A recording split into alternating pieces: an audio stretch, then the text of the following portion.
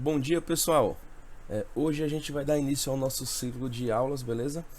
Então eu vou postar para vocês hoje essa aula da região sudeste do Brasil, da disciplina de cozinha brasileira. E o meu nome é o professor, né, que está falando, Bruno Rafael Leitão, beleza? Então, pessoal, essa região sudeste do Brasil ela é tida como uma das mais ricas e populosas do nosso país. E ela é composta basicamente por 4 estados, né? São Paulo, Rio de Janeiro, Minas Gerais e Espírito Santo.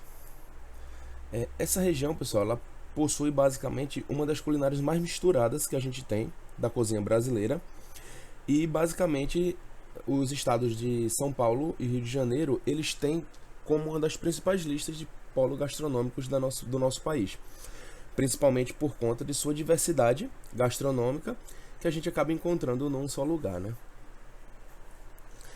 Dessas variedades acabou surgindo principalmente por causa da chegada dos imigrantes, né, os colonizadores, também dos povos que residiam no nosso país. E a partir daí começou a questão das colonizações, juntamente com as influências indígenas, e acabaram tendo a sua cultura alimentar previamente definida, né? Tivemos a influência dos bandeirantes, que eles acabavam desbravando, né, o interior, especialmente em Minas Gerais, por conta da exploração dos minérios. E logicamente foram em busca, né, dessas riquezas e acabaram tendo algum tipo de viagem, e nessas viagens acabavam levando e trazendo alguns insumos, e que a partir daí a gente já tem um primeiro prato denominado o virado à paulista, que tem, querendo ou não, essa questão das influências dos bandeirantes, principalmente por conta das viagens, né? Então essas viagens acabavam trazendo, logicamente, essa riqueza para essa região, ok? Logicamente que esse minério ele chegou a ter um declive, uma queda, e esse estado, no caso Minas Gerais, ele passou a investir na pecuária, principalmente na produção, né, do leite e a partir daí seus derivados, os queijos, os doces de leite, e juntamente com outras influências, né, que acabávamos tendo, como por exemplo em São Paulo, a gente sabe que é a maior concentração, né, população japonesa no nosso país, uma forte influência italiana também. Então a gente acaba vendo como principal polo, né, ou uma base muito forte da culinária do estado de São Paulo, a pizza, o sushi, o sashimi. No Rio de Janeiro a gente encontra uma forte influência árabe e espanhola, com o consumo, né, muito forte de quibes, tabules, baba ganoush, as kaftas, paellas. Mas também a gente não pode deixar de fora os portugueses, né, até porque o Rio de Janeiro já foi capital do Brasil e acabou sendo moradia da realeza portuguesa. E também temos, né, uma forte influência alemã e italiana também no estado do Espírito Santo, e acabaram introduzindo o consumo da polenta, do café, do chucrute, do café colonial e do chucrute, tá? Sobre a culinária do Rio de Janeiro, como a gente falou anteriormente, né, ela tem uma forte influência portuguesa, porque o Rio de Janeiro já foi capital, né, e acabou sendo a moradia aí dos lusitanos, né? Então a gente tem como uma forte base da culinária do portuguesa, né, no Rio de Janeiro. E aí a gente vê vários pratos a partir de bacalhau. Então a gente pode encontrar tranquilamente a feijoada, os bares servem os melhores bolinhos de bacalhau, que particularmente eu já provei na minha vida, né? E eles acabam, né, tendo essa boa parte assim da culinária portuguesa. A feijoada carioca, né, ela é servida trivialmente, né, com torresmo, couve, laranja, o arroz, a farofa, né? Dos pratos típicos do Rio de Janeiro, como a gente falou anteriormente, né, a feijoada carioca, ela é muito presente, é basicamente onipresente, principalmente nos finais de semana. O bacalhau, como o próprio português diz, tem mais de 1001 maneiras de produzir ou de preparar o seu próprio bacalhau. Então acabou sendo uma herança deixada, e não só como pratos principais, mas também como petiscos, né? A gente tem as punhetas de bacalhau, a patanisca, os bolinhos. Na culinária mineira, a gente tem um forte foco naquela gastronomia do campo, né? A gente, quando olha para a mesa da gastronomia mineira, a gente acaba visualizando bem essa parte aí de a gente conseguir exemplificar que é uma cozinha mineira, por ela ser uma gastronomia bem rústica, com a utilização de milho, de feijão, muita utilização de carne de porco. O queijo Minas é uma boa representação, não só ele como outros tipos de queijo, produzidos inclusive na Serra da Canastra. Né, os principais pratos da culinária mineira, né, o tutu de feijão, frango quiabo, leitão à pururuca, o torresmo, pão de queijo, galinha ao molho pardo, que ela é similar à galinha cabidela do nordeste do Brasil, queijo Minas, arroz de suã, que é a suã é uma parte específica do corpo, que fica embaixo da paleta, o angu de milho, cozinha e a couve à mineira, né, que é uma couve cortada em chiffonade e refogada com alho, e o tradicional doce de leite.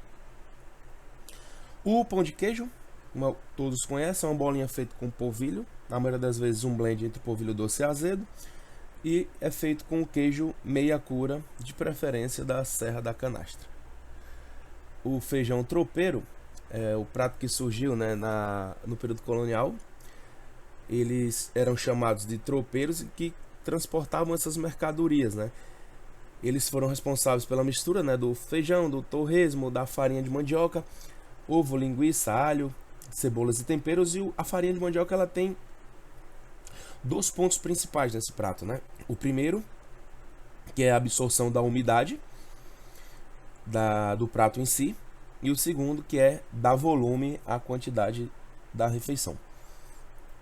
O tutu, né, de feijão, também conhecido como tutu à mineira, que ele basicamente é um feijão batido e depois acrescido de farinha de mandioca, e ele fica numa espécie de um purê de feijão, né? Logicamente que não pode faltar a carne de porco, a banha de porco para fazer esse refogado, que vai ser essa parte aí que vai dar a característica da cozinha mineira. O frango com quiabo, né? Mais uma vez, início de sua base do refogado, ela é feita com a banha do porco e acrescido de temperos e de quiabo. E outro famoso, né, feito com ave, é o frango ao molho pardo cozido com o sangue da ave, que a gente falou anteriormente, que é semelhante à galinha cabidela. Dos doces, a gente tem, a cozinha mineira ela é muito forte nessa questão da doçaria. Então eles acabam tendo, né, como principal doce o doce de leite, o doce de buriti e algumas geleias de fruta também, que são utilizadas inclusive para trufar os queijos. São Paulo é um caso bem atípico por ser um polo gastronômico. São Paulo é uma capital gastronômica, literalmente, onde a gente consegue ver vários restaurantes de várias tipologias e que a gente acaba tendo lado a lado casas de massas, de carnes, cozinhas árabes, lado a lado, né? E a gente tem um forte foco aí também, né, logicamente, na cozinha italiana. Então, popularmente, né, a gente acaba encontrando os nhoques, os cannelloni, as lasanhas, as pizzas também, tá? E não tem como deixar de fora, logicamente, a pizza, o afogado, o virado à paulista, feijão tropeiro, o bauru, sanduíche bem típico de São Paulo, o cuscuz, que é pouco diferente do modo de preparo do nordestino, né? O cuscuz dele basicamente é montado e fica aquela espécie de cuscuz bem vistoso, com sardinhas, rodelas de tomate, cebola, o pão com mortadela, né? O sanduíche de mortadela bem conhecido, que pode levar até 500 gramas de mortadela, o curau, galinha da Angola paulista, provolone milanesa, picadinho, virado à paulista, e o encapotado, também as pamonhas.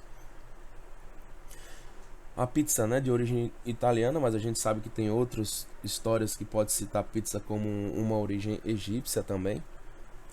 São Paulo se destaca, né, pelo alto consumo e possuir ótimas pizzas também.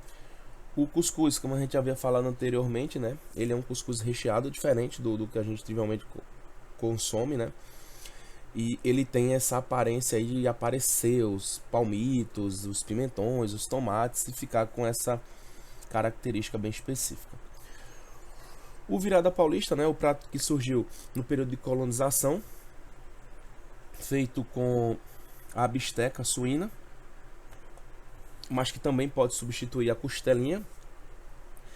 E uma coisa bem interessante que esse prato acompanha é a questão da banana empanada, frita. Isso a gente vê não só nesse prato, mas corriqueiramente no dia a dia do paulista, né, ter essa bananinha frita empanada, que ela acaba sendo como uma espécie de sobremesa dentro do mesmo prato, né?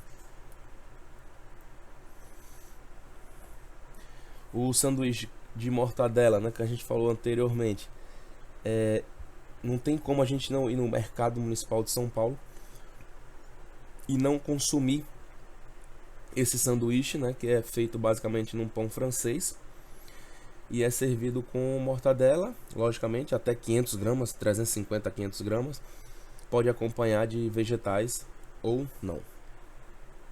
E o bauru, ele é um sanduíche que ele é elaborado também no pão de francês e a proteína dele, no caso, vai ser o rosbife. Na culinária do Espírito Santo, a gente vai ter uma influência muito forte, mas muito forte mesmo, dos frutos do mar. Então, acaba que a gente utilizando muito mais ali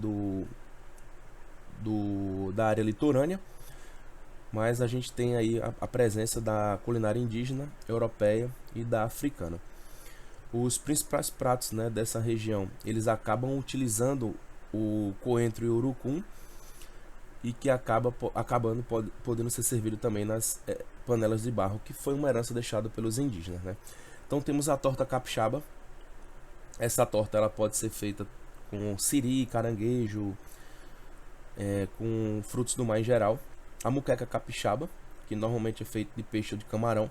Uma grande diferença dela para a muqueca baiana é que ela não vai leite de coco nem dendê. Ela é como se fosse uma espécie de uma caldeirada adicionada aí de um extrato de urucum. Aí temos a muma de siri, a caranguejada, o pirão, a casquinha de siri e o quibe de abóbora, que é como se fosse um purê feito a partir do girimum. A torta capixaba, pessoal, ela é extremamente saborosa. Ela é recheada de frutos do mar, como falamos anteriormente, e é um dos pratos mais requisitados assim da Semana Santa, né? No Nordeste brasileiro, no boa parte do Sudeste, a gente acaba consumindo bastante peixes e frutos do mar na Semana Santa, né? Como todo o Brasil, né? Acaba fazendo a exclusão da proteína, só que lá já acaba utilizando também muitos frutos do mar, e a torta é um dos aperitivos, né? Um dos pratos que realmente representam aí a Semana Santa. A muqueca, né, um dos pratos mais tradicionais do Espírito Santo, acaba tendo uma rincha aí com a baiana, mas tem uma sequência para montagem, né? Camada de vegetais embaixo, peixe no meio, camada de vegetais por cima. Depois é adicionado o azeite de urucum. E grato, pessoal, espero que a gente tenha conseguido passar aí as informações para vocês. A gente vai estar marcando um encontro online, onde eu vou estar perguntando, tirando dúvidas sobre o nosso conteúdo, que era da região Sudeste. E logicamente, para não passar despercebido, um exercíciozinho de fixação, tá? O material que eu acabei de fazer a exposição, ele se encontra no RM e também no Google Classroom, beleza? Então me desconecto aqui, obrigado pela paciência, vamos fundo aí que a gente vai conseguir cumprir o nosso objetivo, beleza? Qualquer dúvida, ou na sala de aula ou no e-mail, mas a gente vai estar fazendo uma apresentação aí no virtual para a gente poder também tirar essas dúvidas, valeu? Até mais, pessoal!